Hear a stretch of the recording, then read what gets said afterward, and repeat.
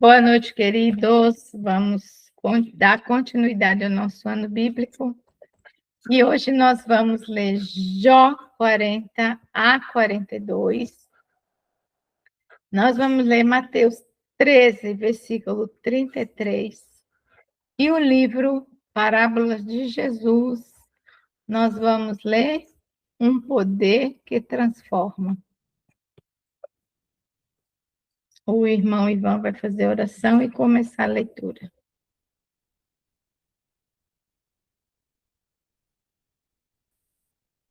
Querido Deus, amado Pai, gratos somos a Ti pelo dia que nos concedestes, mais um dia de muitas lutas, muitos afazeres, nós podemos sentir a Tua presença nos guiar e proteger, Senhor. Se chegamos aqui nesse novo dia, porque o Senhor assim permitiu, damos graças a Ti por isso, Senhor. Agora, já na parte escura desse novo dia, mais uma vez, pedimos a Tua proteção e dos Teus anjos, que o Teu Santo Espírito se faça presente nesse momento em que vamos ler a Tua palavra. Ser com todos os aqui presentes, aqueles que não puderam estar. Ser também com a irmã Miriam, que não está se sentindo bem. Visita, Senhor. E que ela possa melhorar, Senhor, de acordo com a tua santa e boa vontade. Vem conosco, nos dá entendimento da tua palavra. É o que pedimos e rogamos, em nome de Jesus. Amém, Senhor. Jó 40. Disse mais o Senhor a Jó: acaso quem usa de censuras contenderá com o Todo-Poderoso? Quem assim arguia a Deus que responda. A resposta humilde de Jó. 3. Então Jó respondeu ao Senhor e disse: sou indigno. Que te responderia eu? Ponho a minha mão na minha boca. Uma vez falei e não replicarei. Aliás, 2 vezes, porém não prosseguirei. As manifestações do poder de Deus. 6. Então o Senhor, do meio de um redemoinho, respondeu a Jó: cinge agora os lombos como homem. Eu te perguntarei e tu me responderás. Acaso anularás tu, de fato, o meu juízo? Ou me condenarás para te justificares? Ou tens braços como Deus, ou podes trovejar com a voz como ele o faz? 10. Orna-te, pois, de excelência e grandeza. Veste-te de majestade e de glória.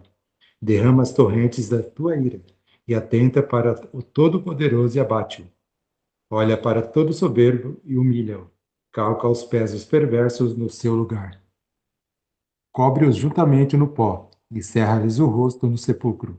Então também eu confessarei a teu respeito, que a tua mão direita te dá vitória. 15. Contempla agora o hipopótamo, que eu criei contigo, que come a erva como boi. Sua força está nos seus lombos, e o seu poder nos músculos do seu ventre. Endurece a sua cauda como cedro. Os tendões das suas coxas estão entretecidos. Os seus ossos são como tubos de bronze. O seu arcabouço como barras de ferro. 19. Ele é a obra-prima dos feitos de Deus. Quem o fez o proveu de espada. Em verdade, os montes lhe produzem pasto, onde todos os animais do campo folgam. Deita-te debaixo dos lotos, no esconderijo dos canaviais e da lama. Os lotos o cobrem com sua sombra, os salgueiros do ribeiro o cercam. Se um rio transborda, ele não se apressa. Fica tranquilo, ainda que o Jordão se levante até sua boca. Acaso pode alguém apanhá-lo quando ele está olhando? Ou lhe meter um laço pelo nariz? 41, versículo 1. Podes tu, com anzol, apanhar o crocodilo ou lhe travar a língua como uma corda? Podes meter-lhe no nariz uma vara de junco? Ou furar-lhe as bochechas com um gancho? Acaso te fará muitas súplicas? Ou te falará palavras brandas? Fará ele acordo contigo? Ou tomá-los-ás por servo para sempre? Brincarás com ele como se fosse um passarinho? Ou tê-los-ás preso à correia para as tuas meninas? 6. Acaso os teus sócios negociam com ele? Ou repartirão entre os mercadores? Encher-lhe-ás a pele de arpões? Ou a cabeça de farpas? 8. Põe a mão sobre ele. Lembra-te da peleja e nunca mais o intentarás. Eis que a gente se engana em sua esperança. Acaso não será o homem derribado só em vê-lo? Ninguém há tão ousado que se atreva a despertá-lo. Quem é, pois, aquele que pode erguer-se diante de mim? Quem primeiro me deu a mim, para que eu haja de retribuir-lhe? Pois o que está debaixo de todos os céus é meu. 12. Não me calarei a respeito dos seus membros, graça da sua compostura. Quem lhe abrirá as vestes do seu dorso? Ou lhe penetrará a couraça dobrada? Quem abriria as portas do seu rosto? Pois em roda dos seus dentes está o terror. 15. As fileiras de suas escamas são o seu orgulho, cada um bem encostada, como por um selo que as ajusta. A tal ponto usa de uma se fecha a outra, que entre elas não entra nem o ar. Umas às outras se ligam, aderem entre si e não se podem separar. Cada um dos seus espirros faz resplandecer luz, e os seus olhos são como as pestanas da alva. 19. Da sua boca saem tochas, faíscas de fogo saltam dela. Das suas narinas procede fumaça, como de uma panela fervente, ou de juncos que ardem. O seu hálito faz incender os carvões, e da sua boca sai chama. Do seu pescoço reside a força, e diante dele salta o desespero. Suas partes carnudas são bem pegadas entre si, todas fundidas nele e imóveis. O seu coração é firme, como uma pedra, firme como a mó de baixo. 25. Levantando-se ele, treme os valentes, quando irrompe. Ficam como que fora de si. Se o golpe da espada o alcança, de nada vale, nem de lança, de dardo ou de flecha. 27. Para ele o ferro é palha, e o cobre pau podre. A seta o não faz fugir. As pedras das fundas lhe tornam em restolho. Os porretes atirados são para ele como palha, e rir-se do brandir da lança. 30. Debaixo do ventre há escamas pontiagudas. Arrasta-se sobre a lama, como um instrumento de debulhar.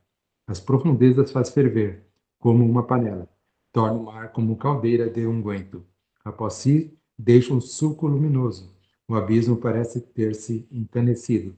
Na terra, não tem ele igual, pois foi feito para nunca ter medo. Ele olha com desprezo tudo que é alto. É rei sobre todos os animais orgulhosos. Jó 42. Então respondeu Jó ao Senhor: Bem sei que tudo podes, e nenhum dos teus planos pode ser frustrado. Quem é aquele, como disseste, que, sem conhecimento, encobre o conselho? Na verdade, falei do que não entendia. Coisas maravilhosas demais para mim, coisas que eu não conhecia. 4. Escuta-me, pois, havias dito que eu falei.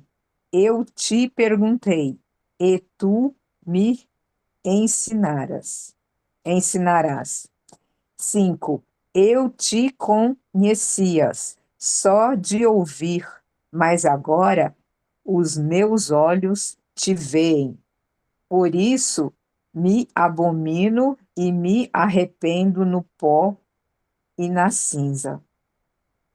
Tendo o Senhor falado estas palavras a Jó, o Senhor disse também a Elifaz, o temonita: A minha ira se acendeu contra ti e contra os teus 2 amigos, porque não dissestes de mim o que era reto, como o meu servo Jó. 8. Tomai, pois, 7 novilhos e 7 carneiros, e ide ao meu servo Jó, e oferecei holocaustos por vós. O meu servo Jó orará por vós, porque dele aceitarei a intercessão, para que eu não vos trate segundo a vossa loucura, porque vós não dissestes de mim o que era reto, como o meu servo Jó. 9. Então foram Elifaz o temonita e Bildade, o suíta, e Zofar, o maamotita, e fizeram como o Senhor lhes ordenara, e o Senhor aceitou a oração de Jó. Mudou o Senhor a sorte de Jó, quando este orava pelos seus amigos, e o Senhor deu-lhe o dobro de tudo o que antes possuía. 11. Então vieram a ele todos os seus irmãos, e todas as suas irmãs, e todos quanto dantes o conheceram, e comeram com ele em sua casa, e se condoeram dele, o, e o consolaram de todo o mal que o Senhor lhe havia enviado. Cada um lhe deu dinheiro e um anel de ouro. 12. Assim abençoou o Senhor o último estado de Jó, mais do que o primeiro, porque veio a ter 14.000 ovelhas, 6.000 camelos, 1.000 juntas de bois e 1.000 jumentas. 13. Também teve outros 7 filhos e 3 filhas.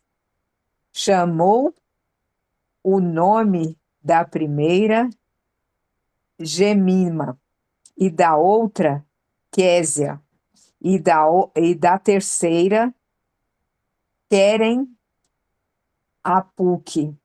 15. Em toda aquela terra não se acharam mulheres tão formosas como as filhas de Jó. E seu pai lhes deu herança entre seus irmãos. 16. Depois disto, viveu Jó 140 anos e viu a seus filhos e aos filhos de seus filhos, até a 4ª geração. Então morreu Jó, velho e farto de dias. Amém. Amém. Mateus 13. A parábola do fermento. Disse-lhes outra parábola. O reino dos céus é semelhante ao fermento, que uma mulher tomou e escondeu em 3 medidas de farinha, até ficar tudo levedado. Amém. Amém. Agora, um poder que transforma e eleva. Parábola de Jesus, que diz assim: muitos homens letrados e influentes tinham ido ouvir o profeta da Galileia. Alguns deles olhavam com interesse curioso a multidão que se aglomerava em volta de Cristo, enquanto ensinava junto ao mar. Nessa grande multidão estavam representadas todas as classes da sociedade. Lá estavam os pobres, os iletrados, os mendigos, andrajosos, os salteadores, com a estigma da culpa na fisionomia, os coxos, os dissolutos, os negociantes e os desocupados, altos e baixos, ricos e pobres, todos se acotovelando por um lugar para ouvir as palavras de Cristo. Mirando esses homens de cultura, a estranha assembleia perguntavam entre si: é o reino de Deus composto de elementos como estes? Novamente, o Salvador replicou por uma parábola. O reino dos céus é semelhante ao fermento que uma mulher toma a introduzir em 3 medidas de farinha até que tudo esteja levedado. Entre os judeus, o fermento era algumas vezes usado como emblema do pecado. No tempo da Páscoa, o povo era instruído a remover de suas casas todo o fermento, como deveriam banir do coração o pecado. Cristo admoestou seus discípulos: acautelai-vos do fermento dos fariseus, que é a hipocrisia. E o apóstolo Paulo fala do fermento da maldade e da malícia. Lucas 12:1, 1 Coríntios 5:8.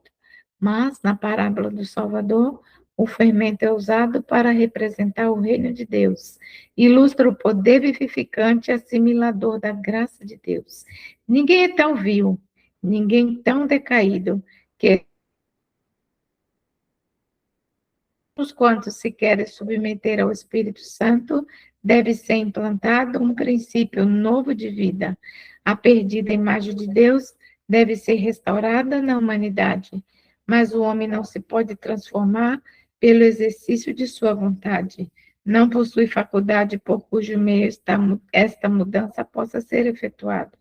O fermento, algo totalmente externo, precisa ser introduzido na farinha antes de a alteração desejada efetuar-se. Assim, a graça de Deus precisa ser recebida pelo pecador, antes de ele ser tornado apto para o reino da glória.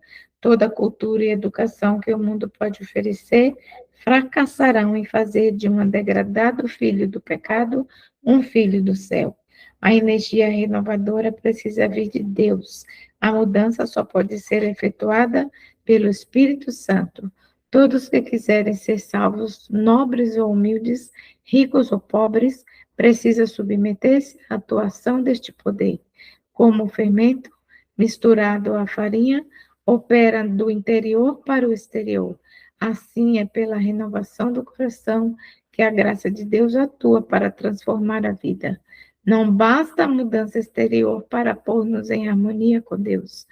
Muitos há que procuram reformar-se, corrigindo este ou aquele mau hábito, e esperam, desse modo, tornar-se cristãos, mas estão principiando no lugar errado.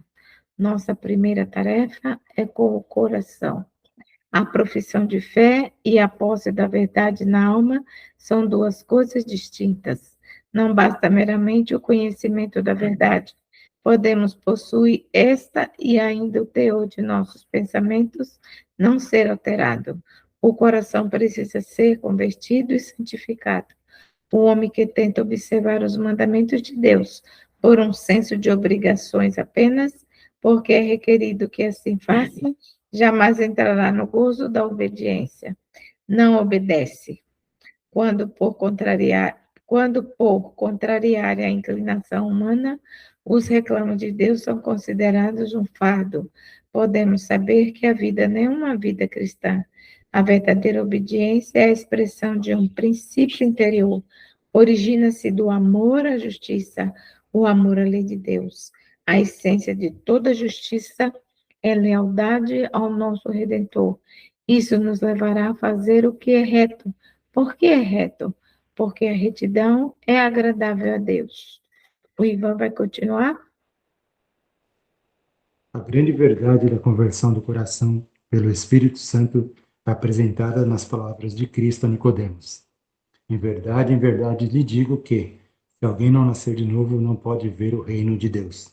O que é nascido da carne é carne, e o que é nascido do Espírito é Espírito. Não fique admirado por eu dizer, vocês precisam nascer de novo. O vento sopra onde quer, você ouve o barulho que ele faz, mas não sabe de onde ele vem nem para onde vai. Assim é todo o que é nascido do Espírito. João 3:3 e 6:8. O apóstolo Paulo, escrevendo por inspiração do Espírito Santo, diz: Deus, sendo rico em misericórdia, por causa do grande amor com que nos amou, e estando nós mortos em nossas transgressões, nos deu vida juntamente com Cristo. Pela graça vocês são salvos, e juntamente com Ele nos ressuscitou, e com Ele nos fez assentar nas regiões celestiais em Jesus Cristo. Deus fez isso para mostrar nos tempos vindouros a suprema riqueza da sua graça, em bondade para conosco, em Cristo Jesus. Porque pela graça vocês são salvos, mediante a fé. E isto não vem de vocês, é dom de Deus. Efésios 2, de 4 a 8. O fermento oculto na farinha atua invisivelmente para submeter toda a massa ao seu processo levedante. Assim, o fermento da verdade age secreta, silenciosa e persistentemente para transformar a pessoa. As inclinações naturais são abrandadas e subjugadas. São implantadas novas ideias, novos sentimentos, novos motivos. Uma nova norma de caráter é proposta, a vida de Cristo. A mente é mudada, As faculdades são estimuladas à ação em novas esferas. O homem não é dotado de faculdades novas, mas as faculdades que possui são santificadas. A consciência é despertada. Somos dotados de traços de caráter que nos habilitam a prestar serviço a Deus. Frequentemente surge a questão: por que, pois, há tantos pretensos crentes na palavra de Deus, nos quais não se vê uma reforma na linguagem, no espírito e no caráter? Porque há tantos que não podem sofrer oposições aos seus propósitos e planos, que manifestam o temperamento não santificado e cujas palavras são rudes, insultuosas e impulsivas? Vê-se em sua vida o mesmo amor próprio, a mesma condescendência egoísta, a mesma índole e linguagem precipitada, vistas na vida do mundano. Há o mesmo orgulho sensitivo, a mesma entrega ao pendor natural, a mesma perversidade de caráter, como se a verdade lhes fosse inteiramente desconhecida. A razão é que não são convertidos, não esconderam no coração o fermento da verdade. Não teve ele oportunidade de realizar sua obra.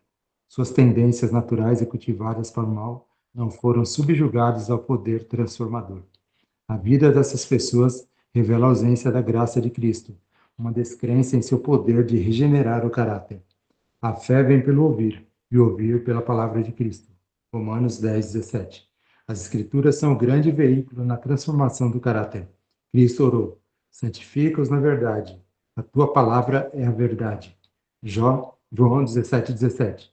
Estudada e obedecida, a palavra de Deus atua no coração, subjugando todo atributo não santificado.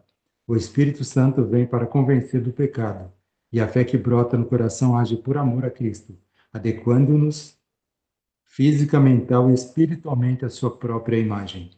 Então Deus pode usar-nos para fazer a sua vontade.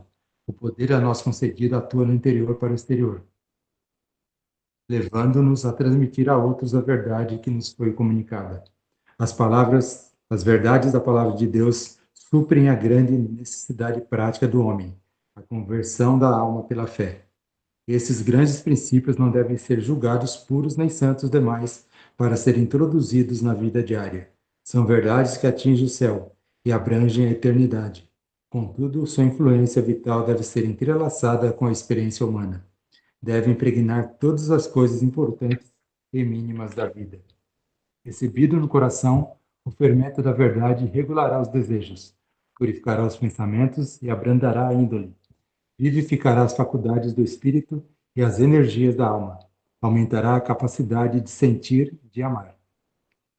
O mundo considera um mistério o ser humano, que está imbuído desse princípio.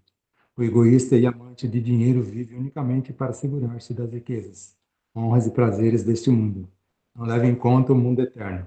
Mas para o seguidor de Cristo, essas coisas não lhe absorvem toda a atenção.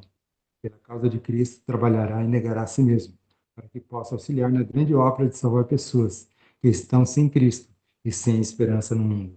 Tal homem, o mundo não pôde compreender, porque conserva em vista as realidades eternas. O amor de Cristo, com seu poder redentor, penetrou no coração. Esse amor domina todos os outros motivos e eleva seu possuidor acima da influência corruptora do mundo. A palavra de Deus deve ter efeito santificador em nossa associação com cada membro da família humana. O fermento da verdade não produzirá espírito de rivalidade, amor de ambição, desejo de primazia.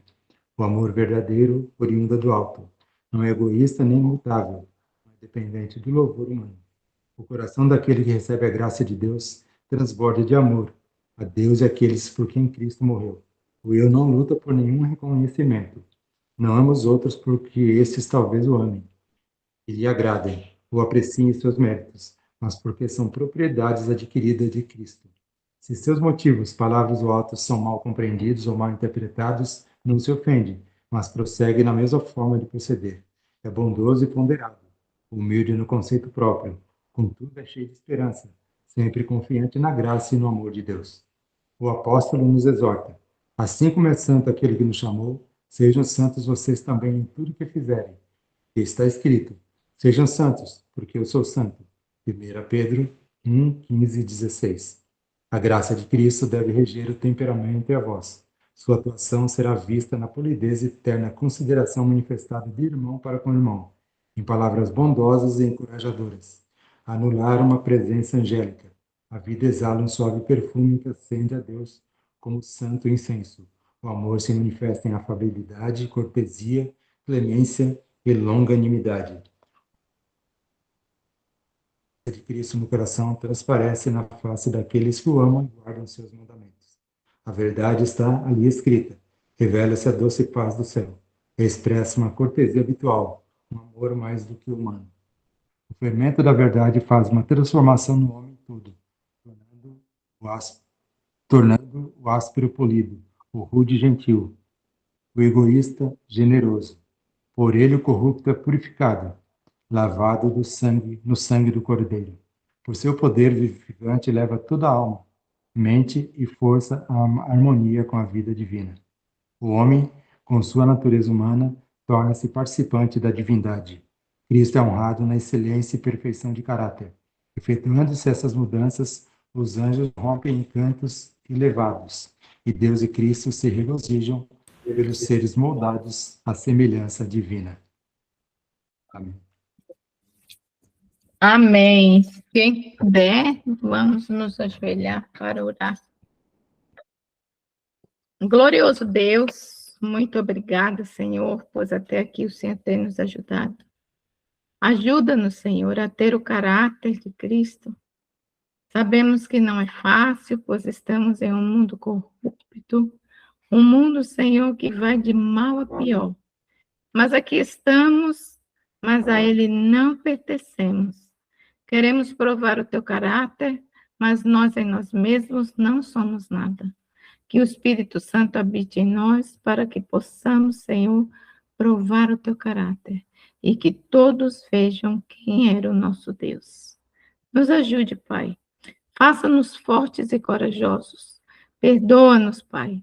Fica conosco, dá-nos a tua graça, ajuda-nos, Senhor, a não pecarmos contra ti.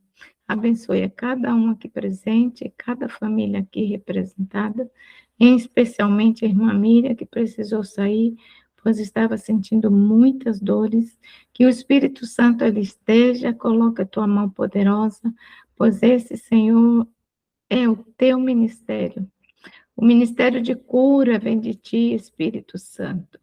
Tem misericórdia de nós também, todos aqueles que estão com algum problema, que o Senhor possa curar, e se não for possível a cura, Senhor, alivia-nos para a honra e glória do teu nome. Muito obrigada pela recuperação, que a minha voz está aqui a 90%, Pai, muito obrigada. Fiquei esses dias todos sem poder orar, nem ao menos fazer leitura, mas até aqui o Senhor tem me ajudado e a minha voz está voltando ao normal para a honra e glória do teu nome. Precisamos, Senhor, levar esta palavra, levar a Bíblia e o espírito de profecia, nada de nós, tudo de ti, Senhor, que nós possamos diminuir para que Cristo viva em nós. Perdoa-nos, mais uma vez eu clamo, dás-nos uma noite de sono reparador na companhia dos teus santos anjos. Coloca, Senhor, anjos poderosos ao redor dos nossos lares, tem misericórdia da nossa parentela, em especial aqueles, Pai, que não ainda aceitou a tua mensagem. Tem misericórdia também da tua igreja, dos jovens que estão afastados, traze-os de volta, Pai. Tem misericórdia, Senhor, tem misericórdia. Dá-nos a tua paz, em nome de Jesus. Amém.